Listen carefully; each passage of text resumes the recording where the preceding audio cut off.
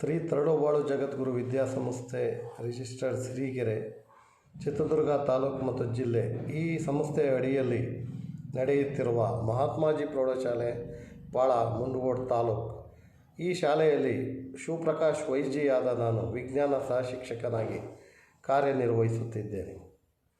ವಿದ್ಯಾರ್ಥಿಗಳೇ, ಇಂದಿನ ದಿನ 9ನೇ ತರಗತಿಯ ಭಾಗ 2ರ ಅಧ್ಯಾಯವಾಗಿರ್ತಕ್ಕಂಥ ಜೀವಿಗಳಲ್ಲಿ ವೈವಿಧ್ಯತೆ ಈ ಪ್ರಸ್ತುತ ಪಾಠದ ಕುರಿತು ಚರ್ಚಿಸೋಣ. ಈ ಪಾಠದಲ್ಲಿ ಕಲಿಯಬೇಕಾಗಿರುವ ಕಲಿಕಾಂಶಗಳು ಎಂದರೆ ವೈವಿಧ್ಯತೆ, ಇದರ ಒಂದು ಅರ್ಥ, ಮಹತ್ವ ಮತ್ತು ಇದರ ಕುರಿತು ವಿವರಣೆ. ಅದೇ ರೀತಿ ವರ್ಗೀಕರಣದ ಆಧಾರ ಯಾವುದು, ವರ್ಗೀಕರಣ ಮತ್ತು ವಿಕಾಸ, ವರ್ಗೀಕರಣದ ಗುಂಪುಗಳು ಅಥವಾ ಶ್ರೇಣಿಗಳು, ಕ್ರಮಬದ್ಧ ವರ್ಗೀಕರಣ, ವರ್ಗೀಕರಣದ ಮಜಲುಗಳು ಅಥವಾ ಹಂತಗಳು, ವಿಟೇಕರ್ ಪ್ರತಿಪಾದಿಸಿದ 5 ಸಾಮ್ರಾಜ್ಯಗಳ ವರ್ಗೀಕರಣ, ಅದೇ ರೀತಿ ಸಾಮ್ರಾಜ್ಯಗಳಾದ ಮೊನೇರಾ, ಪ್ರೊಟಿಸ್ಟಾ, ಶಿಲೀಂಧ್ರ ಅಥವಾ ಮೈಕೋಟ ಅಥವಾ ಫಂಗೈ, ಸಸ್ಯ ಸಾಮ್ರಾಜ್ಯ, ಅದರಲ್ಲಿ ಥ್ಯಾಲೋಫೈಟಗಳು ಅಂದರೆ ಶೈವಲಗಳು, ಅದೇ ರೀತಿ ಆವಾಸ ಸಸ್ಯಗಳು. ಈ ಒಂದು ಕಲಿಕಾಂಶಗಳನ್ನು ಕುರಿತು ಚರ್ಚಿಸೋಣ ವಿದ್ಯಾರ್ಥಿಗಳೇ. ಮೊದಲಿಗೆ ಜೀವ ವೈವಿಧ್ಯತೆ ಅಂದರೆ ಏನು? ಜೀವ ವೈವಿಧ್ಯತೆ ಇಂಗ್ಲೀಷ್ನಲ್ಲಿ ಬಯೋಡೈವರ್ಸಿಟಿ ಅಂತ ಕರೀತೀವಿ. ಅಂದರೆ ಜೀವಿಗಳಲ್ಲಿ ಕಂಡುಬರ್ತಕ್ಕಂಥ ವಿವಿಧತೆ, ಅಂದರೆ ಜೀವಿಗಳಲ್ಲಿ ಕಂಡುಬರ್ತಕ್ಕಂಥ ವಿಭಿನ್ನತೆ ಅಂತಲೂ ನಾವು ಹೇಳ್ಬೋದು. ಒಂದು ನಿರ್ದಿಷ್ಟ ಪ್ರದೇಶದಲ್ಲಿ ಜೀವ ವೈವಿಧ್ಯತೆ ಅಂದರೆ ಒಂದು ನಿರ್ದಿಷ್ಟ ಪ್ರದೇಶದಲ್ಲಿ ಕಂಡುಬರುವ ವಿಭಿನ್ನ ರೀತಿಯ ಜೀವಿಗಳ ಗುಂಪನ್ನು ನಾವು ಜೀವ ವೈವಿಧ್ಯತೆ, ಬಯೋಡೈವರ್ಸಿಟಿ ಅಂತ ಕರೀತೀವಿ. ಒಂದು ನಿರ್ದಿಷ್ಟ ಪ್ರದೇಶ, ಈ ಕಾಡನ್ನೇ ತೆಗೆದುಕೊಂಡ್ರೆ ಅಲ್ಲಿ ವಿಭಿನ್ನ ರೀತಿಯ ಜೀವಿಗಳು, ಪ್ರಾಣಿಗಳನ್ನು ನಾವು ನೋಡ್ಬೋದು. ಅದನ್ನು ನಾವು ಫಾರೆಸ್ಟ್ ಡೈವರ್ಸಿಟಿ, ಕಾಡುಗಳ ವೈವಿಧ್ಯತೆ ಅಂತ ನಾವು ಕರೀತೀವಿ. ಒಂದು ಅಂದಾಜಿನ ಪ್ರಕಾರ ಭೂಗ್ರಹದಲ್ಲಿ ಸುಮಾರು 10 ಮಿಲಿಯನ್ ಪ್ರಭೇದದ ಜೀವಿಗಳು ಇದ್ದಾವೆ. ಭೂಮಿ ಮೇಲೆ ಸುಮಾರು 10 ಮಿಲಿಯನ್ ಪ್ರಭೇದದ ಜೀವಿಗಳು ಇವೆ. ಆದರೂ ನಮಗೆ ತಿಳಿದಿರುವುದು ಅವುಗಳಲ್ಲಿ 1 ಅಥವಾ 2 ಮಿಲಿಯನ್ಗಳಷ್ಟು ಮಾತ್ರ. ಅಂದರೆ ಭೂಮಿ ಮೇಲೆ 10 ಮಿಲಿಯನ್ ಜೀವಿಗಳು, ಪ್ರಭೇದದ ಜೀವಿಗಳು, ವಿಭಿನ್ನ ಜೀವಿಗಳು ಇದ್ದರೂ ಅವುಗಳಲ್ಲಿ ನಾವು ಅಧ್ಯಯನ ಮಾಡಿರೋದು, ನಾವು ನೋಡಿರೋದು ಬರೀ 1 ಮತ್ತು ಅಥವಾ 2 ಬಿಲಿಯನ್ ಮಾತ್ರ. ಈಗ ಭೂಮಿ ಮೇಲೆ ಕಂಡುಬರುವ ವಿವಿಧ ಬಗೆಯ ಜೀವಿಗಳ ಬಗ್ಗೆ ನಾವು ಒಮ್ಮೆ ಯೋಚಿಸಿ ನೋಡಿದರೆ, ಒಂದೆಡೆ ಕೆಲವು ಈ ಒಂದು ಮೈಕ್ರೋಮೀಟರ್ಗಳಷ್ಟು ಅಂದರೆ ಸೂಕ್ಷ್ಮಾಣು ಜೀವಿಗಳು ಅಂತ ನಾವೇನು ಕರಿತೀವಿ, ಬರಿಗಣ್ಣಿಗೆ ಕಾಣದೇ ಇರತಕ್ಕಂಥ ಕೇವಲ ಸೂಕ್ಷ್ಮದರ್ಶಕದಲ್ಲಿ ಮಾತ್ರ ವೀಕ್ಷಿಸಬಹುದಾದ ಜೀವಿಗಳು ಸೂಕ್ಷ್ಮಜೀವಿ. ಅವುಗಳ ಗಾತ್ರ ಎಷ್ಟಿರುತ್ತೆ ಅಂದರೆ ಮೈಕ್ರೋಮೀಟ್ರಷ್ಟು ಗಾತ್ರ ಇರುವ ಸೂಕ್ಷ್ಮ ಜೀವಿಗಳಾಗಿರ್ತಕ್ಕಂಥ ಬ್ಯಾಕ್ಟೀರಿಯಾ, ವೈರಸ್ನಿಂದ ಹಿಡಿದು ಇನ್ನೊಂದು ಕಡೆ ನೀಲಿ ತಿಮಿಂಗಲ, ಬ್ಲೂ ವೇಲ್ ಅಂತ ನಾವೇನು ಕರಿತೀವಿ, ಮತ್ತು ಕ್ಯಾಲಿಫೋರ್ನಿಯಾದ ರೆಡ್ವುಡ್ ವೃಕ್ಷ, ಇವುಗಳ ಗಾತ್ರ ಕ್ರಮವಾಗಿ 30 ಮೀಟರ್ ಮತ್ತು 100 ಮೀಟರ್ಗಳಷ್ಟು ಇರುತ್ತೆ. ಕೆಲವು ಪೈನ್ ಮರಗಳು ಸಾವಿರಾರು ವರ್ಷದವರೆಗೆ ಜೀವಿಸ್ತವೆ. ಆದರೆ ಸೊಳ್ಳೆಯಂಥ ಕೆಲವು ಕೀಟಗಳು ಕೆಲವೇ ದಿನಗಳಲ್ಲಿ ಸಾಯ್ತವೆ. ಅಂದರೆ ಈ ರೀತಿ ಜೀವಿಗಳಲ್ಲಿ ವೈವಿಧ್ಯತೆಯನ್ನು ನಾವು ನೋಡ್ಬೋದು. ಅವುಗಳ ಗಾತ್ರ ಆಗಿರ್ಬೋದು, ಅವುಗಳ ಒಂದು ಜೀವಿತಾವಧಿಯನ್ನು ನಾವು ತೆಗೆದುಕೊಳ್ಳಬಹುದು. ಹೀಗೆ ಇವು ವಿಭಿನ್ನ ರೀತಿಯ ಒಂದು ವೈವಿಧ್ಯತೆಯನ್ನು ನಾವು ನಮ್ಮ ಸುತ್ತಮುತ್ತ ನಾವು ಕಾಣಬಹುದು. ಜೀವಿಗಳಲ್ಲಿ ಬಣ್ಣವಿಲ್ಲದ ಅಥವಾ ಪಾರದರ್ಶಕ ಹುಳುವಿನಿಂದ ಹಿಡಿದು ಪ್ರಖರವಾದ ಬಣ್ಣಗಳಿಂದ ಕೂಡಿದ ಪಕ್ಷಿಗಳು ಮತ್ತು ಹೂವುಗಳನ್ನು ನಾವು ನೋಡಬಹುದು. ಕರ್ಕಾಟಕ ವೃತ್ತ ಮತ್ತು ಮಕರ ಸಂಕ್ರಮಣ ವೃತ್ತದ ನಡುವಿನ ಉಷ್ಣ ಮತ್ತು ತೇವಾಂಶ ಭರಿತ ವಾತಾವರಣದ ಪ್ರದೇಶವು ಅತಿ ಹೆಚ್ಚು ಸಸ್ಯ ಮತ್ತು ಪ್ರಾಣಿ ಪ್ರಭೇದಗಳ ವೈವಿಧ್ಯತೆಯನ್ನು ಹೊಂದಿದೆ. ಈ ಕರ್ಕಾಟಕ ವೃತ್ತದಿಂದ ಹಿಡಿದು ಮಕರ ಸಂಕ್ರಮಣ ವೃತ್ತದ ನಡುವೆ ಸಾಕಷ್ಟು ಉಷ್ಣಾಂಶ ತೇವಾಂಶ ಭರಿತವಾದ ಪ್ರದೇಶ ಇರುತ್ತೆ. ಅಲ್ಲಿ ಅತಿ ಹೆಚ್ಚು ಆಗಿರ್ತಕ್ಕಂಥ ಸಸ್ಯ ಮತ್ತು ಪ್ರಾಣಿ ಪ್ರಭೇದಗಳ ವೈವಿಧ್ಯತೆಯನ್ನು ನಾವು ಕಾಣಬಹುದು. ಈ ಪ್ರದೇಶವನ್ನು ನಾವು ಮಹಾವೈವಿಧ್ಯತೆಯ ಪ್ರದೇಶ ಅಂತ ಕರಿತೀವಿ. ಭೂಮಿಯ ಅರ್ಧಕ್ಕಿಂತ ಹೆಚ್ಚು ಜೀವ ವೈವಿಧ್ಯತೆಯು ಕೆಲವು ದೇಶಗಳಾದ Brazil, Colombia, Ecuador, Peru, Mexico, Zaire, Madagascar, Australia, China, Bharat, Indonesia ಮತ್ತು ಮಲೇಷಿಯಾಗಳಲ್ಲಿ ಕೇಂದ್ರೀಕೃತ ಆಗಿದೆ. ಇವು ವಿವಿಧ ರೀತಿಯ ಜೀವ ವೈವಿಧ್ಯತೆಗಳನ್ನು ಹೊಂದಿರತಕ್ಕಂಥ ದೇಶಗಳು ಆಗಿವೆ. ಈಗ ನಾವು ಈ ಜೀವಿಗಳಲ್ಲಿ ನಾವು ವೈವಿಧ್ಯತೆ ಆಗಲೇ ಹೇಳ್ದಂಗೆ ನಾವು ಭೂಮಿಯ ಮೇಲೆ ವಿವಿಧ ರೀತಿಯ ಜೀವಿಗಳನ್ನು ನಾವು ನೋಡ್ಬೋದು. ಅಂದರೆ ಬ್ಯಾಕ್ಟೀರಿಯಾದಿಂದ ಹಿಡಿದು ಅತಿ ಸೂಕ್ಷ್ಮ ಗಾತ್ರವಿರ್ತಕ್ಕಂಥ ಬ್ಯಾಕ್ಟೀರಿಯಾದಿಂದ ಹಿಡಿದು ಅತಿ ದೊಡ್ಡ ಗಾತ್ರ ಇರತಕ್ಕಂಥ ನೀಲಿ ತಿಮಿಂಗಲ ಮತ್ತು ರೆಡ್ ವುಡ್ ವೃಕ್ಷಗಳಂಥ ಮರಗಳನ್ನು ನಾವು ಈ ಒಂದು ಭೂಮಿ ಮೇಲೆ ಇರತಕ್ಕಂಥ ವಾತಾವರಣದಲ್ಲಿ ನಾವು ಕಾಣಬಹುದು. ಆ ಒಂದು ಚಿತ್ರವನ್ನು ಇಲ್ಲಿ ಗಮನಿಸ್ತಾ ಇದ್ದೀರ ವಿದ್ಯಾರ್ಥಿಗಳೇ. ಜೀವಿಗಳಲ್ಲಿ ಪ್ರತಿಯೊಂದು ಜೀವಿಯು ಉಳಿದೆಲ್ಲ ಜೀವಿಗಳಿಗಿಂತ ಕಡಿಮೆ ಅಥವಾ ಹೆಚ್ಚಿನ ಪ್ರಮಾಣದ ಭಿನ್ನತೆಯನ್ನು ಹೊಂದಿರುತ್ತದೆ. ಜೀವಿಗಳು ಉಳಿದ ಜೀವಿಗಳಿಗಿಂತ ಕಡಿಮೆ ಮತ್ತು ಹೆಚ್ಚಿನ ಪ್ರಮಾಣದ ಭಿನ್ನತೆಯನ್ನು ಹೊಂದಿರುತ್ತದೆ. ಜೀವ ವೈವಿಧ್ಯತೆಗಳು ಭೂಮಿಯ ಮೇಲೆ ಸುಮಾರು ಲಕ್ಷಾಂತರ ವರ್ಷಗಳಿಂದ ವಿಕಾಸವಾಗಿದೆ. ಜೀವ ವೈವಿಧ್ಯತೆ ಅನ್ನೋದು ಅದರ ಹಿನ್ನೆಲೆ ಲಕ್ಷಾಂತರ ವರ್ಷಗಳಿಂದ ಈ ರೀತಿ ಜೀವಿಗಳು ವಿಕಾಸ ಆಗ್ತಾ ಬಂದಿದೆ. ಎಲ್ಲ ಜೀವಿಗಳ ಬಗ್ಗೆ ತಿಳಿಯಲು ಮತ್ತು ಅರ್ಥೈಸಿಕೊಳ್ಳಲು ನಮಗೆ ಹೆಚ್ಚಿನ ಸಮಯವಿಲ್ಲ. ಈಗ ಭೂಮಿಯ ಮೇಲೆ ಸುಮಾರು ಆಗಲೇ ಹೇಳ್ದಂಗೆ ಸುಮಾರು 10 ಮಿಲಿಯನ್ ಸಸ್ಯ ಮತ್ತು ಪ್ರಾಣಿ ಪ್ರಭೇದಗಳನ್ನು ನಾವು ನೋಡ್ತೀವಿ. ಇಲ್ಲಿಯವರೆಗೆ ನಾವು ನೋಡಿರೋದು 1 ಅಥವಾ 2 ಮಿಲಿಯನ್ ಮಾತ್ರ. ಅಂದಮೇಲೆ ಎಲ್ಲ ಜೀವಿಗಳ ಬಗ್ಗೆ ನಾವು ತಿಳಿದು ಅದರ ಬಗ್ಗೆ ಅರ್ಥ ಮಾಡಿಕೊಳ್ಳೋಕ್ಕೆ ನಮಗೆ ಹೆಚ್ಚಿನ ಸಮಯ ಇಲ್ಲ.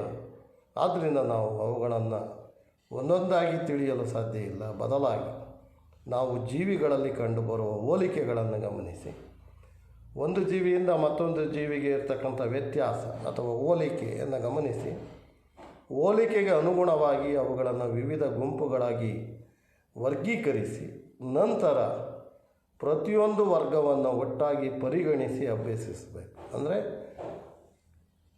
ಒಂದೊಂದು ಜೀವಿಗಳಲ್ಲಿ ಇರ್ತಕ್ಕಂಥ ಹೋಲಿಕೆಗೆ ಅನುಗುಣವಾಗಿ ಅವುಗಳನ್ನು ಗುಂಪುಗಳಾಗಿ ಒಂದೊಂದು ಸಾಮ್ರಾಜ್ಯ ಅಥವಾ ಒಂದೇ ಹೋಲಿಕೆ ಇರತಕ್ಕಂಥ ಜೀವಿಗಳನ್ನು ಒಂದು ಗುಂಪು, ಈ ಥರ ಗುಂಪುಗಳನ್ನಾಗಿ ವರ್ಗೀಕರಿಸಿ ನಂತರ ಅದನ್ನು ಪ್ರತಿಯೊಂದು ವರ್ಗವನ್ನು ಒಟ್ಟಾಗಿ ಪರಿಗಣಿಸಿ ಆ ಹೋಲಿಕೆಗಳ ಅನುಗುಣವಾಗಿ ಪರಿಗಣಿಸಿ ನಾವು ಅಭ್ಯಾಸ ಮಾಡ್ತಕ್ಕಂಥದ್ದು.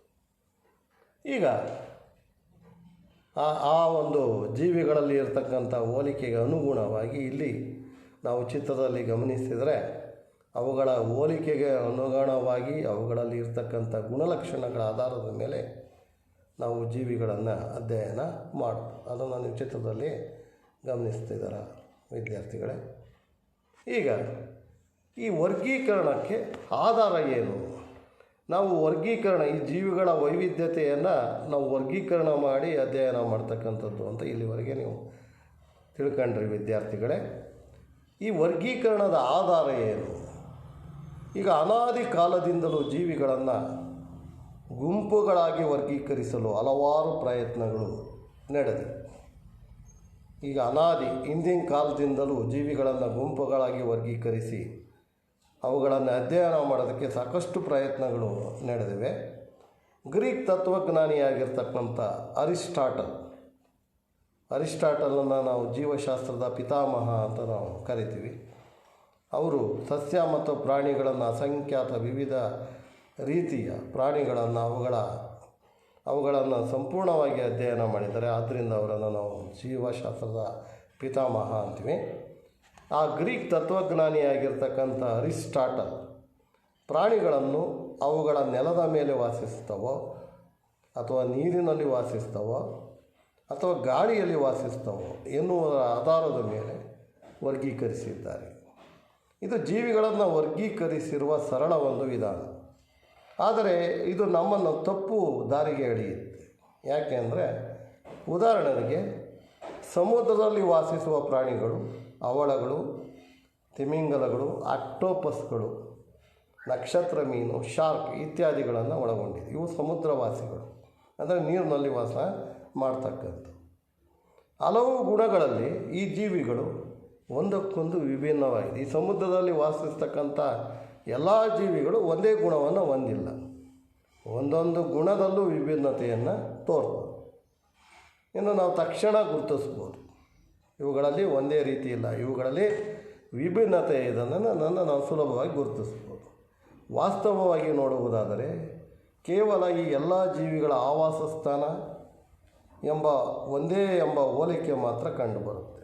ಇವುಗಳು ವಾಸಿಸೋದು ಸಮುದ್ರದಲ್ಲಿ ವಾಸಿಸ್ತವೆ. ಒಂದೇ ಹೋಲಿಕೆ ಬಿಟ್ಟರೆ ಜೀವಿಗಳ ಬಗ್ಗೆ ಅಧ್ಯಯನ ಮಾಡಲು, ಅವುಗಳನ್ನು ವರ್ಗೀಕರಿಸಲು ಸೂಕ್ತವಾದ ವಿಧಾನ. ಆದ್ದರಿಂದ ವರ್ಗೀಕರಣದ ಆಧಾರ ಏನಪ್ಪ ಅಂದರೆ, ಜೀವಿಗಳನ್ನು ಯಾವ ಆಧಾರದ ಮೇಲೆ ನಾವು ವರ್ಗೀಕರಣ ಮಾಡಬಹುದು ಅಂದರೆ, ಅವುಗಳ ಗುಣಲಕ್ಷಣದ ಆಧಾರದ ಮೇಲೆ ನಾವು ವರ್ಗೀಕರಣ ಮಾಡಬಹುದು ಅಂತ ತಿಳಿ. ಅಂದರೆ ವರ್ಗೀಕರಣದ ಮೂಲ ಆಧಾರ ಅಂದರೆ ಆ ಜೀವಿಗಳಲ್ಲಿ ಇರತಕ್ಕಂಥ ಗುಣಲಕ್ಷಣಗಳು ಅಂತ. ಇನ್ನು ನೆಕ್ಸ್ಟ್ ಒಂದು ಪರಿಕಲ್ಪನೆಯ ಬಗ್ಗೆ ತಿಳಿದುಕೊಳ್ಳೋಣ ವಿದ್ಯಾರ್ಥಿಗಳೇ. ವರ್ಗೀಕರಣ ಮತ್ತು ವಿಕಾಸ. ಎಲ್ಲ ಜೀವಿಗಳನ್ನು ಅವುಗಳ ದೇಹ ರಚನೆಯ ವಿನ್ಯಾಸ ಮತ್ತು ಕಾರ್ಯಗಳ ಆಧಾರದ ಮೇಲೆ ಗುರುತಿಸಲಾಗಿದೆ ಮತ್ತು ವರ್ಗೀಕರಿಸಲಾಗಿದೆ. ಜೀವಿಗಳನ್ನು ಅವುಗಳಲ್ಲಿ ಇರತಕ್ಕಂಥ ದೇಹ ರಚನೆ, ದೇಹ ರಚನೆ ಯಾವ ರೀತಿ ವಿನ್ಯಾಸವಾಗಿದೆ, ಅವುಗಳು ನಿರ್ವಹಿಸ್ತಕ್ಕಂಥ ಕಾರ್ಯಗಳ ಆಧಾರದ ಮೇಲೆ ನಾವು ಅವುಗಳನ್ನು ಗುರುತಿಸಿ ವರ್ಗೀಕರಿಸಿದ್ದೀವಿ. ಕೆಲವು ಗುಣಲಕ್ಷಣಗಳು ಜೀವಿಯ ದೇಹ ರಚನೆಯ ವಿನ್ಯಾಸದಲ್ಲಿ ಬೇರೆ ಜೀವಿಗಳಿಗಿಂತ ವಿಸ್ತೃತ ಶ್ರೇಣಿಯ ಬದಲಾವಣೆಗಳನ್ನು ಉಂಟು ಮಾಡ್ತವೆ. ಗುಣಲಕ್ಷಣಗಳ ಆಧಾರದ ಮೇಲೆ ತೆಗೆದುಕೊಂಡ್ರೆ ಜೀವಿಯ ದೇಹ ರಚನೆಯ ವಿನ್ಯಾಸದಲ್ಲಿ ಬೇರೆ ಜೀವಿಗಳಿಗಿಂತ ಒಂದೊಂದು ಜೀವಿಗಳ ಅಧ್ಯಯನವನ್ನು ನಾವು ಗಮನಿಸಿದರೆ ವಿಸ್ತೃತ ಶ್ರೇಣಿಯ ಬದಲಾವಣೆಗಳನ್ನು ನಾವು ಕಾಣಬಹುದು. ಇದರಲ್ಲಿ ಸಮಯವು ತನ್ನ ಪಾತ್ರವನ್ನು ಒಳಗೊಂಡಿದೆ. ಆದ್ದರಿಂದ ಜೀವಿಯ ದೇಹ ರಚನೆಯ ವಿನ್ಯಾಸವು ಒಮ್ಮೆ ರೂಪುಗೊಂಡ ನಂತರ ಆ ಜೀವಿಯಲ್ಲಿ ಮುಂದೆ ರೂಪುಗೊಳ್ಳಬಹುದಾದ ರಚನಾ ವಿನ್ಯಾಸಗಳ ಮೇಲೆ ಪರಿಣಾಮ ಬೀರುತ್ತೆ. ಜೀವಿಯ ದೇಹ ರಚನೆ ವಿನ್ಯಾಸ ಒಮ್ಮೆ ರೂಪುಗೊಂಡ ಮೇಲೆ ಆ ಜೀವಿಯಲ್ಲಿ ಮುಂದೆ ರೂಪುಗೊಳ್ಳಬಹುದಾದ ರಚನಾ ವಿನ್ಯಾಸಗಳ ಮೇಲೆ ಜೀವಿಯ ಒಂದು ವಿನ್ಯಾಸ ಪರಿಣಾಮವನ್ನು ಉಂಟು ಮಾಡುತ್ತೆ. ಇನ್ನು ವಿಕಾಸವಾದದ ಪಿತಾಮಹ ಅಂತ ಕರೀತಕ್ಕಂಥ ಚಾರ್ಲಸ್ ಡಾರ್ವಿನ್ ಅವರು 1859ರಲ್ಲಿ ಮೊದಲಿಗೆ ವಿಕಾಸವಾದದ ಬಗ್ಗೆ ತಾವು ಬರೆದಿರ್ತಕ್ಕಂಥ ಒಂದು ಪುಸ್ತಕ ಆಗಿರ್ತಕ್ಕಂಥ ಜೀವಿಗಳ ಉಗಮ, ಅಂದರೆ ದ ಆರಿಜಿನ್ ಆಫ್ ಸ್ಪೀಸೀಸ್ ಅಂತ ಒಂದು ಅದ್ಭುತವಾಗಿರ್ತಕ್ಕಂಥ ಬಹಳ ವಿಕಾಸವಾದದ ಬಗ್ಗೆ ವಿಸ್ತೃತವಾದ ತಿಳುವಳಿಕೆಯುಳ್ಳ ಒಂದು ಪುಸ್ತಕ ಅಂದರೆ ಜೀವಿಗಳ ಉಗಮ. ಅಂದರೆ ಭೂಮಿ ಮೇಲೆ ಮೊದಲಿಗೆ ಜೀವಿಗಳು ಯಾವ ರೀತಿ ಉಗಮವಾದವು ಅನ್ನೋದನ್ನು ಅವರು ಚಾರ್ಲಸ್ ಡಾರ್ವಿನ್ ಅವುಗಳ ಗುಣಲಕ್ಷಣಗಳ ಆಧಾರದ ಮೇಲೆ ಜೀವಿಗಳ ಒಂದು ಉಗಮ ಒಂದೇ ಸರಿಯಾಗಿಲ್ಲ, ಅದು ಸುಮಾರು ಮಿಲಿಯನ್ ವರ್ಷಗಳ ಇತಿಹಾಸವನ್ನು ಒಳಗೊಂಡಿದೆ. ಮೊದಲಿಗೆ ಆ ವಿಕಾಸವಾದದಲ್ಲಿ ನೀವು ಗಮನಿಸಿದರೆ, ಇಲ್ಲಿ ನೀವು ವಿಕಾಸವಾದವನ್ನು ನೀವು ಗಮನಿಸಿದರೆ ಜೀವಿಗಳ ಉಗಮ ಸೂಕ್ಷ್ಮಾಣು ಜೀವಿಗಳು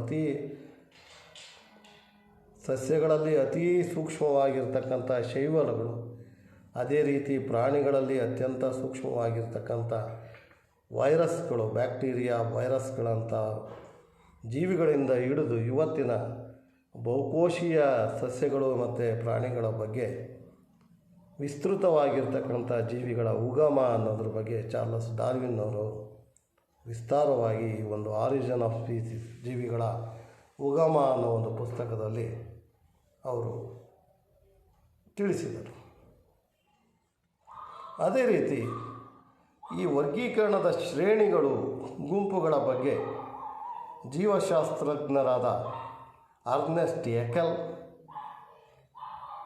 ರಾಬರ್ಟ್ ವಿಟೇಕರ್ ಮತ್ತು ಕಾರ್ಲಸ್ ವೂಸ್ ರವರು ಎಲ್ಲ ಜೀವಿಗಳನ್ನು ಪ್ರಮುಖ ಸಾಮ್ರಾಜ್ಯಗಳಲ್ಲಿ ವರ್ಗೀಕರಣ ಮಾಡಲು ಪ್ರಯತ್ನಿಸಿದರು.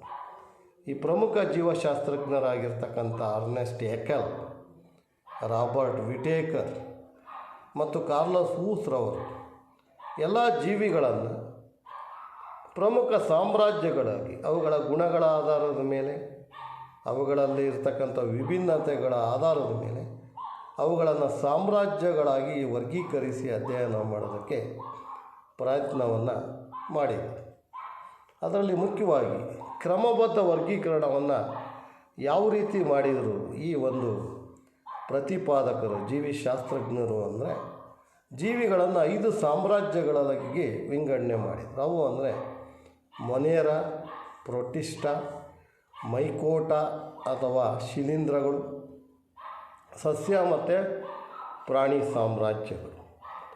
ಕರೋಲಸ್ ಲಿನಿಯಸ್ ವರ್ಗೀಕರಣಶಾಸ್ತ್ರದ ಪಿತಾಮಹ, ಆಧುನಿಕ ವರ್ಗೀಕರಣಶಾಸ್ತ್ರದ ಪಿತಾಮಹ ಅಂತ ನಾವು ಕರೋಲಸ್ ಲಿನಿಯಸ್ ರವರನ್ನು ಕರಿತೀವಿ.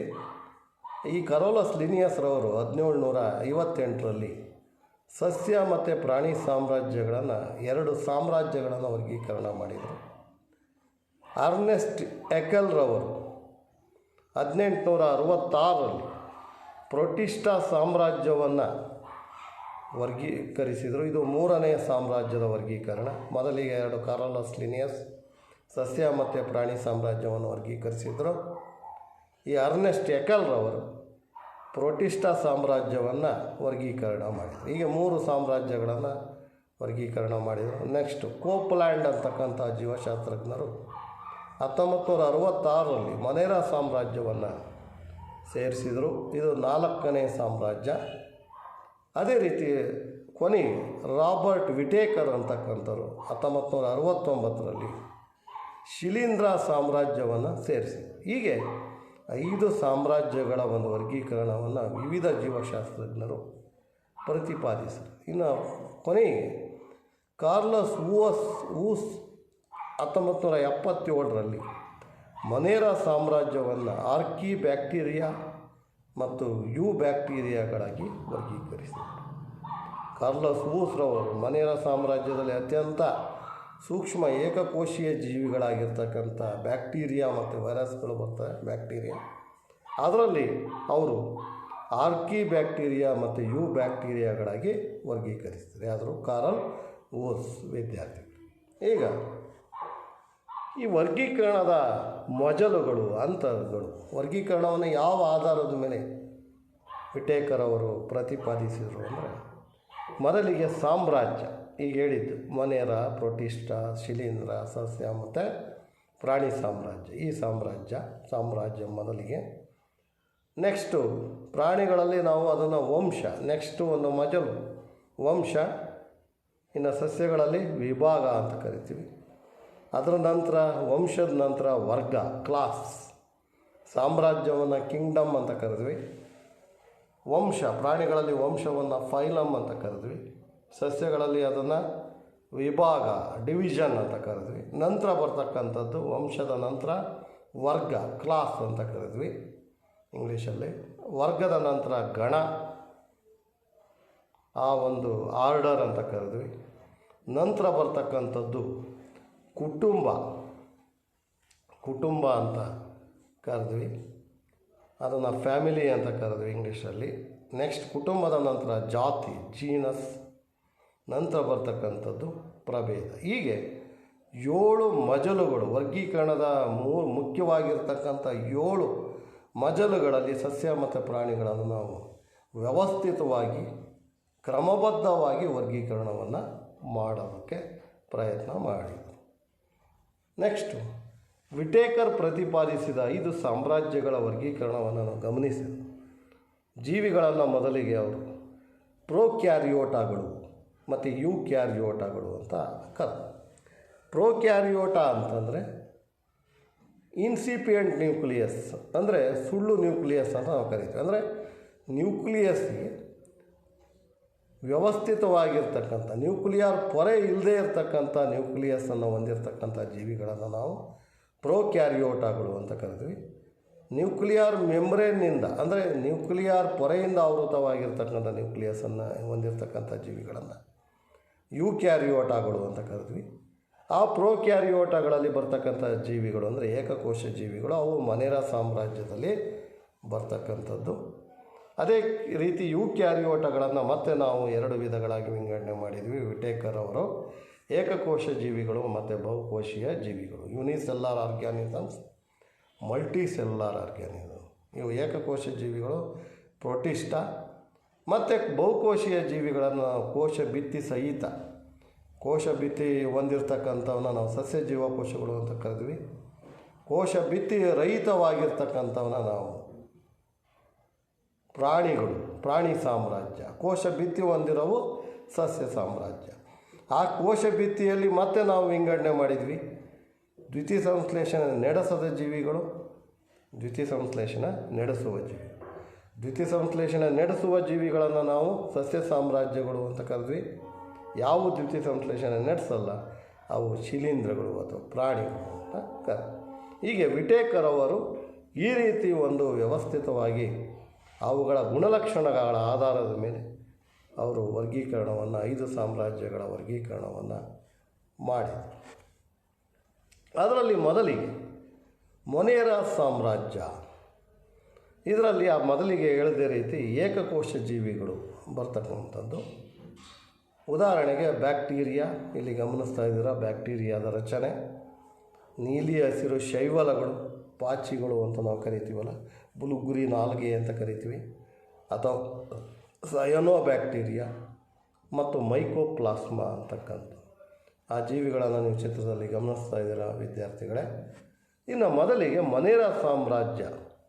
ಮೊನೇರಾ ಸಾಮ್ರಾಜ್ಯದ ಜೀವಿಗಳಲ್ಲಿ ನಿರ್ದಿಷ್ಟ ಕೋಶ ಕೇಂದ್ರ ಅಥವಾ ಕಣದಂಗ ಆಗಲಿ ಬಹುಕೋಶೀಯ ದೇಹ ರಚನೆ ಆಗಲಿ ಕಂಡುಬರುವುದಿಲ್ಲ.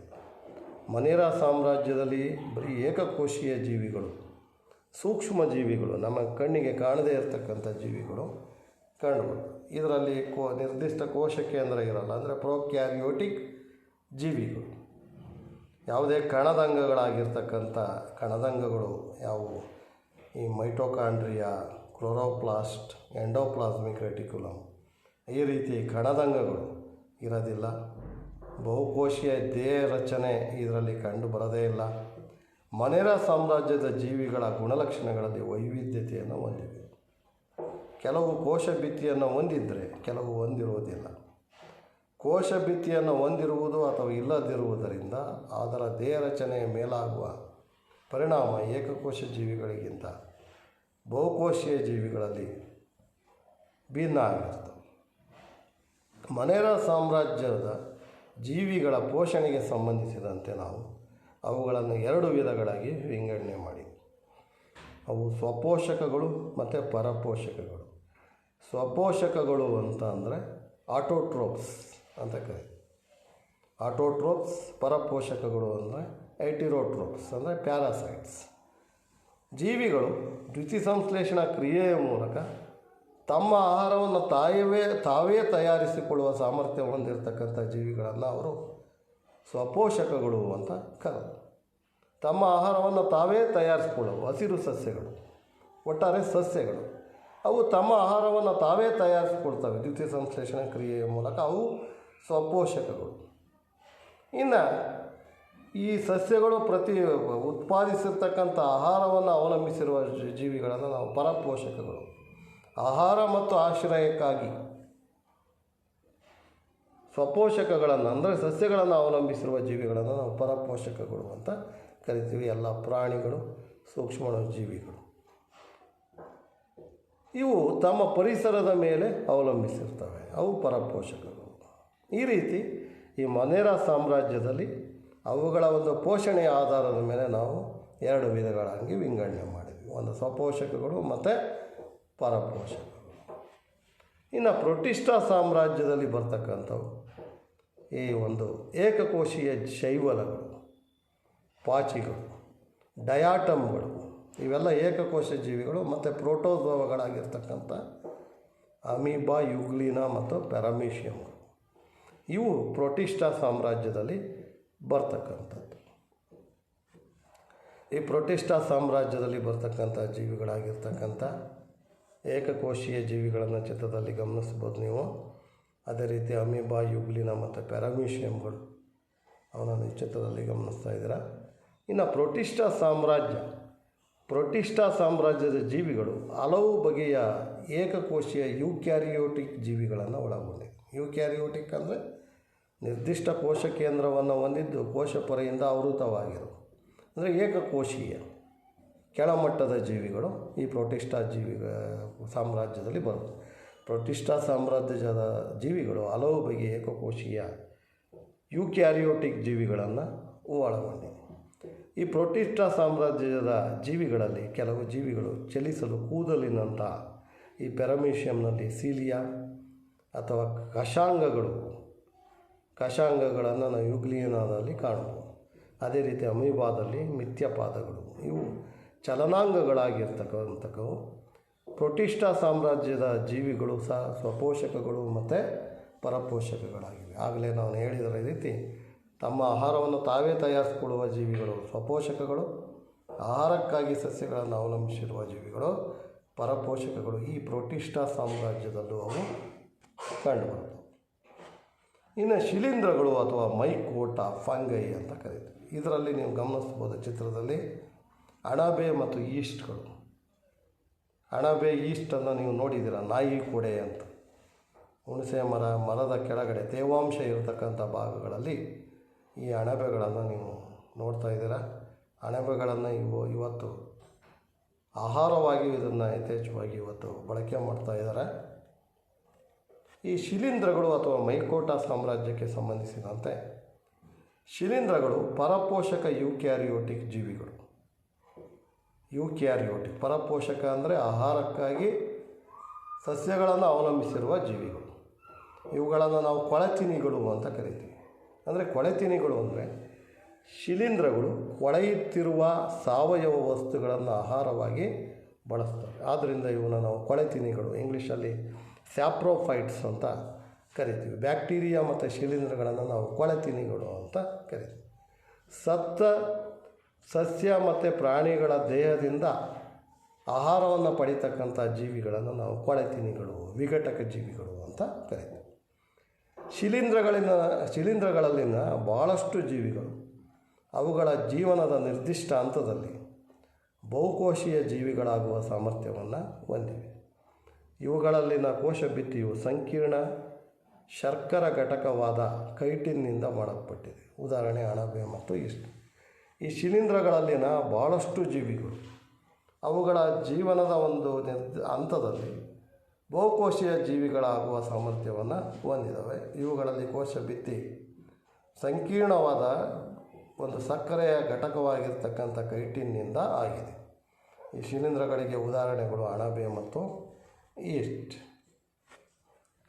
ಇನ್ನು ಈ ಕೆಲವು ಶಿಲೀಂಧ್ರಗಳಲ್ಲಿ ಕಂಡುಬರ್ತಕ್ಕಂಥ ಸಹಜೀವನ, ಕೂಡು ಜೀವನ, ಸಿಂಬೋಯಾಸಿಸ್ ಅಂತ ನಾವು ಕರಿತೀವಿ.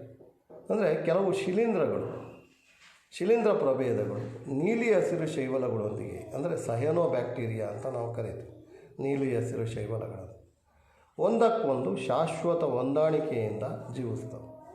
ಅಂಥ ಸಂಬಂಧವನ್ನು ನಾವು ಸಹಜೀವನ ಅಥವಾ ಕೂಡು ಜೀವನ ಅಂತೀವಿ, ಇಂಗ್ಲೀಷಲ್ಲಿ ಸಿಂಬೋಯಾಸಿಸ್. ಅಂದರೆ ಒಂದು ಜೀವಿ, ಒಂದು ಸಸ್ಯ ಆಗಿರ್ಬೋದು, ಪ್ರಾಣಿ ಆಗಿರ್ಬೋದು, ಹೊಂದಾಣಿಕೆಯೊಂದಿಗೆ, ಅಂದರೆ ಇವುಗಳಿಂದ ಅವಕ್ಕೆ ಹೊಂದಾಣಿಕೆ ಇರುತ್ತೆ, ಅನುಕೂಲ ಇರುತ್ತೆ. ಇವುಗಳಿಂದ ಅವಕ್ಕೆ ಒಂದಕ್ಕೊಂದು ಕೊಡು ತಗೊಳ್ಳುವ ಮೂಲಕ ಹೊಂದಾಣಿಕೆಯನ್ನು ಮಾಡ್ತಕ್ಕಂಥ ಜೀವಿಗಳನ್ನು ನಾವು ಸಹಜೀವನ ಅಥವಾ ಕೂಡು ಜೀವನ ಅಂತ ಆ ಸಂಬಂಧವನ್ನು ಉದಾಹರಣೆಯನ್ನು ತೆಗೆದುಕೊಂಡ್ರೆ ಕಲ್ಲುಗಳು ಈ ರೀತಿಯ ಸಹಜೀವನವನ್ನು ನಡೆಸ್ತವೆ. ಹೆಂಗೆಂದರೆ ಮರದ ತೊಗಟೆಯ ಮೇಲೆ ಸಾಮಾನ್ಯವಾಗಿ ಮಂದಗತಿಯ, ನೀವು ಚಿತ್ರದಲ್ಲಿ ಗಮನಿಸ್ತಾ ಇದ್ದೀರಾ, ಆ ಒಂದು ಹಳದಿ ಒಂಥರ ಗ್ರೀನ್ ಹಸಿರು ಬಣ್ಣದಲ್ಲಿ ಒಂಥರ ಪ್ಯಾಚ್ ಥರ ಮರಗಳ ಮೇಲೆ ಕಾಣಿಸ್ತಾ ಇದೆ. ಅದನ್ನು ನಾವು ಕಲ್ಲು ಹೂಗಳು, ಲೈಕನ್ಸ್ ಅಂತ ಕರಿತೀವಿ ಇಂಗ್ಲೀಷಲ್ಲಿ. ಆ ಕಲ್ಲು ಹೂಗಳು ಮರದ ತೊಗಟೆಯ ಮೇಲೆ ಸಾಮಾನ್ಯವಾಗಿ ಮಂದಗತಿಯ ಬೆಳವಣಿಗೆ, ವರ್ಣಭರಿತವಾದ ಕಲ್ಲು ಹೂಗಳನ್ನು ನಾವು ಕಾಣಬಹುದು. ಅಂದರೆ ಇಲ್ಲಿ ಒಂದು ಮರದ ಮೇಲೆ ಕಲ್ಲು ಹೂಗಳು ಬೆಳವಣಿಗೆಯನ್ನು ಹೊಂದಿದ್ದಾವೆ. ಇದು ಕೂಡು ಜೀವನಕ್ಕೆ ಒಂದು ಉದಾಹರಣೆಯಾಗಿದೆ.